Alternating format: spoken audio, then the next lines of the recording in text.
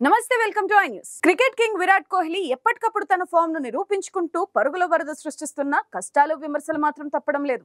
Umpire వివాదాస్పద నిర్ణయాలకు బలవడం, భారీ జరిమానాలు ఎదుర్కోవడం, జట్టు బాధ్యతల నుంచి అర్ధాంతరంగా తప్పుకోవడం, సిరీస్ మధ్యలోంచి ఉన్నట్లుండి జారుకోవడం, సెంచరీ చేసినా సరే రికార్డుల కోసం అంటూ మీడియాలో ప్రచారం జరగడం తదితర పరిణామాలు ఒకదాని వెంట ఒకటి జరుగుతున్నాయి.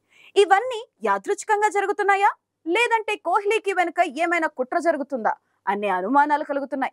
కోహ్లీని ఎందుకు టార్గెట్ చేస్తున్నారు? ఈ రన్ మిషన్ ఎందుకంత ఫ్రస్ట్రేట్ అవుతున్నారు? Let's watch the story.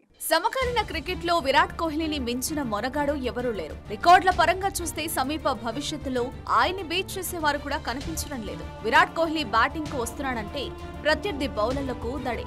Virat out అయితే మ్యాచ్ గెలిచినంత సంబరం చేసుకుంటుంది ఆపోజిట్ టీం. అలాంటి విరాట్ కు కష్టాలు, నష్టాలు, అవమానాలు మాత్రం తప్పడం లేదు. ఇదంతా ఏదో కుట్ర ప్రకారమే జరుగుతుందని అనుమానాలు బలపడుతున్నాయి. తాజాగా ఐపీఎల్లో కోల్కతా నైట్ రైడర్స్ తో జరిగిన మ్యాచ్ల్లో కోహ్లీ అవుట్ అయిన తీరు, అనంతరం జరిగిన పరిణామాలు పరిశీలిస్తే కుచ్ కుచ్ హోతా హై అన్నట్లు ఉంది. నడుము ఎత్తు కన్నా పైకి వచ్చిన బాల్ ను నో బాల్ గా ప్రకటిస్తారు. టీవీలో మ్యాచ్లు చూసిన వారికి కోహ్లీ నడుము కన్నా బాల్ ఎక్కువ ఎత్తులో వచ్చినట్లు కనిపించింది. కోహ్లీ కూడా అదే నమ్మాడు. థర్డ్ అంపైర్ మాత్రం దాన్ని సరైన బాల్ గానే పరిగణించి కోహ్లీని అవుట్ చేశారు. దీంతో కోహ్లీ సీరియస్ గా రియాక్ట్ అయ్యాడు. అంపైర్ల నిర్ణయాన్ని తప్పుపట్టాడు. డకౌట్ చేరాక కూడా కోహ్లీ కోపం చల్లారలేదు. తనది ముమ్మాటికి నాట్అవుట్ అని తోటి ప్లేయర్లతో చెప్పడం కనిపించింది. కానీ కథ అంతటితో ఆగలేదు. ఐపీఎల్ నిర్వాహకులు ఈ విషయంలో తప్పంతా కోహ్లీదే అని ఎస్టాబ్లిష్ చేయడానికి నిమిషాల్లో ఏర్పాట్లు చేశారు.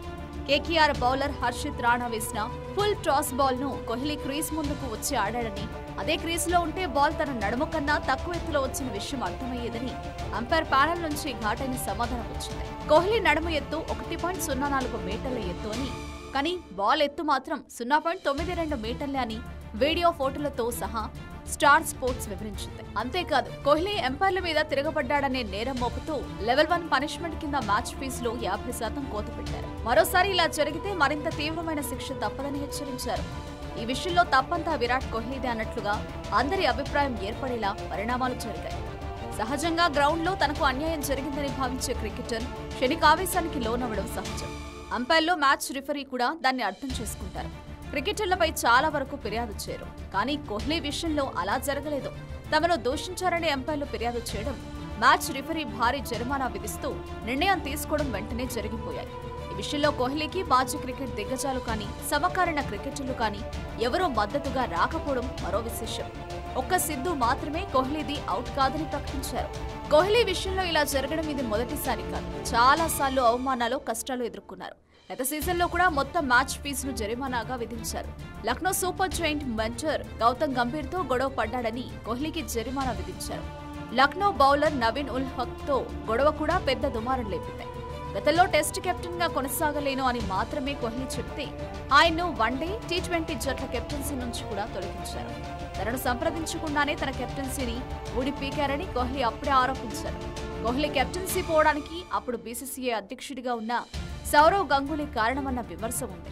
ఐపీఎల్ మ్యాచ్ల సందర్భంగా కూడా ఢిల్లీ మెంటర్ గా ఉన్న గంగూలీని కోహ్లీ కొరకొరగా చూడడం కూడా తరచూ సంభవించేదే. భారత జట్టు కెప్టెన్ గానే కాదు, మొదటి నుంచి తాను ప్రాతినిధ్యం వహిస్తున్న రాయల్ ఛాలెంజర్స్ బెంగళూరు జట్టు కెప్టెన్సీ నుంచి కోహ్లీ తప్పుకోవాల్సి వచ్చింది. వ్యక్తిగతంగా పరుగుల వరద పారించే సత్తా ఉన్నప్పటికీ నాయకత్వ బాధ్యతలు మాత్రం మోయలేరని కోహ్లీపై నింద వేశారు. తోటి ప్లేయర్లతో మర్యాదగా ఉన్నారనే విమర్శ కూడా కోహ్లీపై ఉంది. రోహిత్ శర్మతో కూడా వ్యక్తిగత విభేదాలున్నట్లు పలుసార్లు కనిపించింది.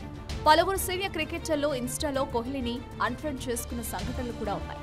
చాలా సిరీస్ లో కోహ్లీ మధ్యలోనే కుటుంబపర కారణాలు చూపిస్తూ వైదొలిగేవారు. ఇదంతా క్రికెటర్ల మధ్య గొడవ వల్లనే అనే గుసగుసలు వినిపిస్తున్నాయి. ఇవన్నీ పరిణామాలు గమనిస్తే కోహ్లీకి వ్యతిరేకంగా భారత క్రికెట్ లో ఏదో కుట్ర జరుగుతుందని అంతా భావిస్తున్నారు. వివిధ సందర్భాల్లో కోహ్లీ ప్రవర్తనతో నొచ్చుకున్న వాళ్లు ఇప్పుడు క్రికెట్ సంఘాల్లో ప్రముఖ పాత్ర పోషిస్తున్నారు.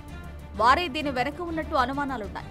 టెస్ట్ క్రికెట్ నుంచి మొదలుకుని బెంగళూరు ఫ్రాంచైజీ వరకు అన్ని ఫార్మాట్లలో కెప్టెన్సీ పోవడానికి, ఏది మాట్లాడినా భారీ ఫైన్లు పడడానికి వెనుక ఏదో జరుగుతుందనే వాదన బలంగా వినిపిస్తుంది. ఇంత జరుగుతున్న కోహ్లీ వ్యక్తిగత ప్రదర్శన ఏమాత్రం తగ్గకపోవడం విశేషం. ప్రస్తుత ఐపీఎల్ సీజన్లో కోహ్లీ మొదటి 8 మ్యాచ్ల్లో 379 పరుగులు సాధించి టాప్ స్కోరర్గా ఉన్నాడు.